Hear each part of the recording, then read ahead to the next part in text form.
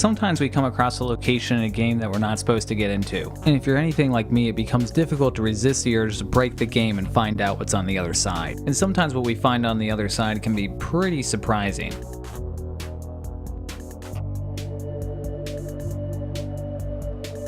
Thanks to the many out-of-bounds discoveries I found out about since making the last video, today we're diving into the top 10 things that were found out of bounds in a video game, Part 2.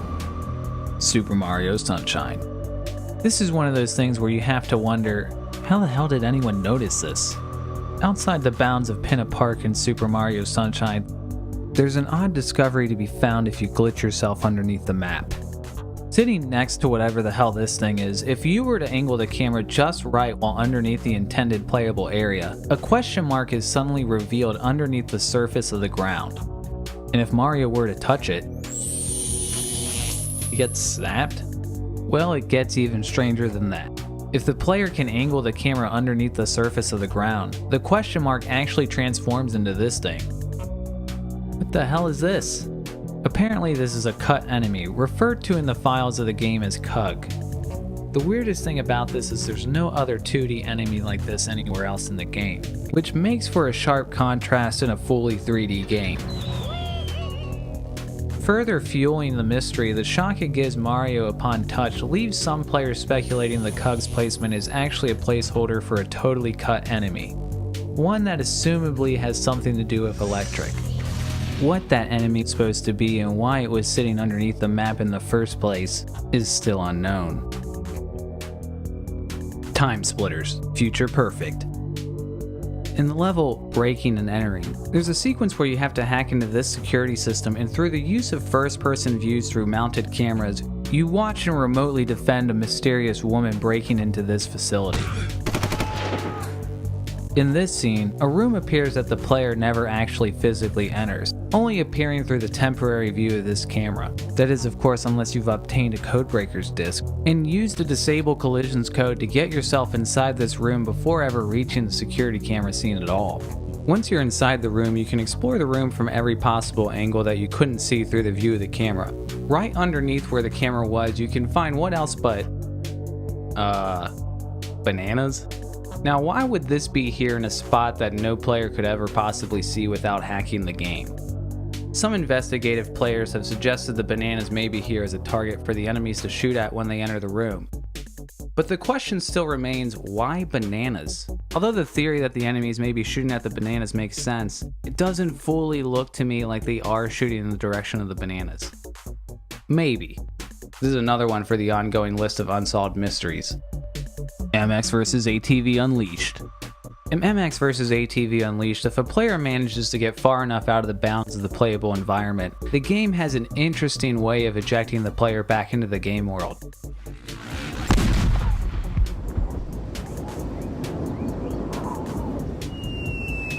What's awesome about this out-of-bounds Easter egg, not only is it fun as hell, it's actually a running gag in multiple Rainbow Studios games, appearing in the games Motocross Madness,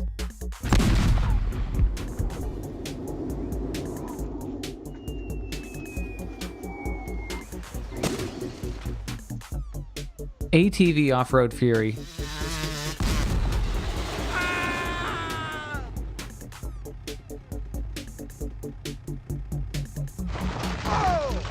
and even features an interesting change-up in the game Splashdown. That's a little creepy. Dude!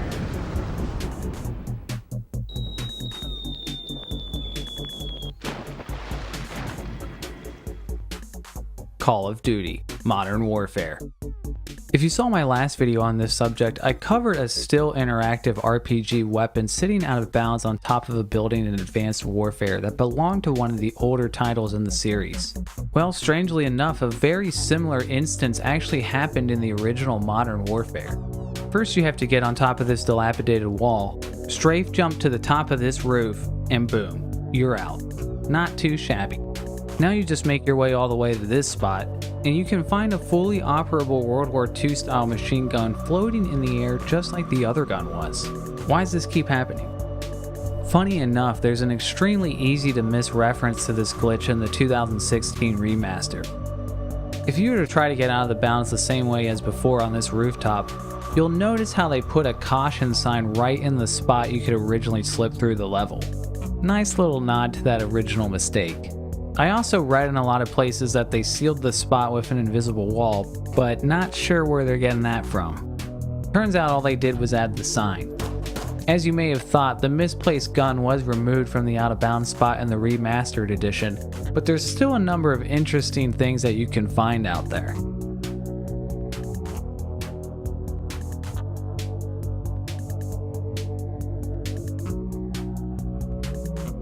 Pokemon Crystal. I had a comment from the last video telling me to cover the Ghost Girl of Glitch City. While the name certainly piqued my curiosity, it sounded to me like one of the many ridiculous Pokemon creepypastas out there circulating the internet. But I thought, hey, I'll look into it. Maybe this one is different. Unfortunately, Game Boy Pokemon games in cartridge form are pretty airtight when it comes to breaking out of the bounds. But with the use of an emulator, you can disable collisions at the beginning of the game and walk right through the walls. Now you just save the game at this exact coordinate, shut the game off, reload the save file, and boom, welcome to Glitch City. As the name suggests, this is a pretty glitched city. But if you manage to navigate your way through Glitch City without the game crashing on you, sure enough you'll find the ghost of Glitch City. Wait a second, is that the same ghost from Pokemon X and Y? No, you're not the one. Ugh. In certain instances, you can even enter a battle with her. But the text string for her name is so long it instantly crashes the game. But with some additional hacking, the Ghost Girl's character class can be reassigned and auto input can be disabled, which will reveal to us the real identity of the Ghost Girl. Leader Kara? Oh, well, she doesn't seem so bad.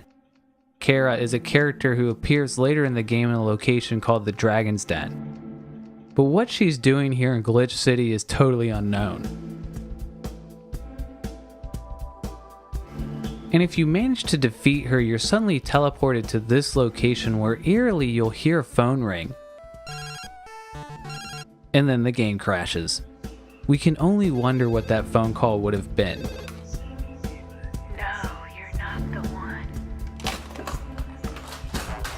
Borderlands 2. This player found if you got out of bounds on the map the Rust Yards, and looked up in the distance at the boat and the environment at an angle you were never supposed to look at, you can spot an unusual flashing texture on the model that never appears anywhere else in the game. If we zoom in on this image, we can actually see that the texture says missing material. Okay, well nothing weird about that, right? Just a missing placeholder texture. Well, not so fast. Borderlands 2 actually uses the Unreal Engine 3, which means it already uses its own default placeholder texture for any missing files, which even appears during this fail if you take a peek in the mineshaft of Caustic Caverns. As you can see, when it's the Unreal Engine 3, it places this checker box when there's a missing texture. Considering the developers of Borderlands 2 would have had to go out of their way to create the additional placeholder texture, and gave it an unnecessary animation only in this exact spot.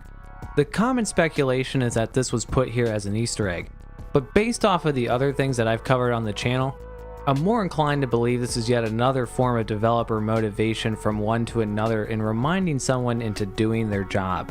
I mean, look at that, they made it flash and everything. I wouldn't think anyone would be able to miss that, but, well... Wait a second, did Alan work on this game? Legend of Zelda, Skyward Sword. Players found a hidden treasure chest sitting a short distance out of bounds of Karain's room if you were to walk in this direction. But honestly, I wouldn't open the... Oh, you did it anyway. Sorry, Link, I tried to warn you. Battlefield 3. Shout out to Life is for Living for letting me know about this in the comments of the last video. In Battlefield 3, players discovered if they got far enough out of the bounds on the first level of the single-player campaign.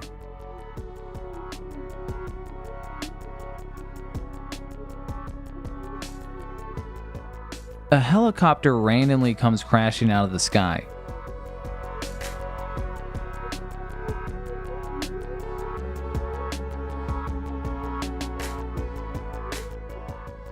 The player can actually enter it and then explore the level at every angle. The weird thing is a pilotable helicopter was never intended for single-player campaign at all, with no other copter you can pilot ever once appearing in the entire single-player campaign besides this hidden out-of-bounds moment. Even stranger enough, the helicopter is completely indestructible. Everywhere you look with this thing, there's something you weren't supposed to see. Additional thanks to commenter Jason Dupree, who shared with me an even crazier out-of-bounds discovery in Battlefield 3. If you were to get out of bounds in a multiplayer match, you can actually find the end screen and customization screens physically sitting underneath the map, which can make for an unusual sight on the other player's screen.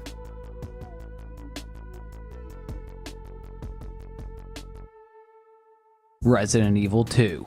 A very odd discovery was found just out of bounds of Resident Evil 2 that once again can only be seen with the use of an emulator. After the scene where you encounter the liquor for the first time. Ew, get out of here. If you were to switch the resolution from standard ratio to widescreen while standing on this screen, you can suddenly see a disembodied head floating out of bounds of the frame of the screen, which normally can't be seen with the normal 4:3 aspect ratio of the original game. Well, that's certainly an odd head. Jokes aside, there's an explanation for this fellow odd header up in the ceiling. Originally, when the player was to encounter the liquor, this scene was supposed to be introduced with this head dropping from the ceiling, which some crafty gamers have managed to hack back together for us to see. The story goes that developers decided the human head wasn't going to fly with the publisher or the ratings board, so the head's animation was disabled at the last minute to avoid any censorship, but just the animation was disabled. Since the head in the ceiling goes unnoticeable in the normal aspect ratio of the game, it's unknown if the developer who disabled it failed to notice it was still left in the ceiling, or knew it was there and didn't give it. Tomb Raider 4: The Last Revelation. In Tomb Raider 4: The Last Revelation, after sliding down the Great Pyramid and the next level loads, you need to make your way to the edge of this pit facing the platforms from the previous level. Now, unfortunately, there's no way to just get to that platform in the distance without modding, so we'll have to save the game from here, and then use the position editor from TombRaiderChronicles.com to edit yourself to the position of that platform. Then you can continue making your way backward through the previous level as you progressed before. Once you get to this part, however, there's an interesting temple sitting here that wasn't there before. And when you go inside, wow. Turns out this is just a default missing texture in Tomb Raider 4, but being inside a room covered in such an unusual texture certainly makes for quite a striking scene. Well, I guess it turns out Tomb Raider did have a hidden nude scene after all. If you enjoyed this video and want to see more videos like this, please subscribe. I got more videos like this coming at you here soon. If you know of another crazy out of bounds discovery that hasn't been covered in either of the two videos yet, let me know in the comments below or come join the Discord. Shout out to Pestilent Sleeper, Kevin, and Dr. Love for their contributions on Patreon. Stay tuned.